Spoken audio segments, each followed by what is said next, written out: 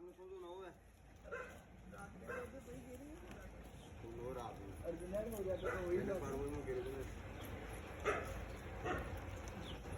ਕਾਂਗੇ ਮਾਲ ਲੱਗਣਾ ਕੋਈ ਜ਼ਿਆਦਾ ਲਿਖਵਾ ਦੇ ਕਾਂਗੇ ਆਪਾਂ ਨੂੰ ਇਹ ਕੰਮ ਨਹੀਂ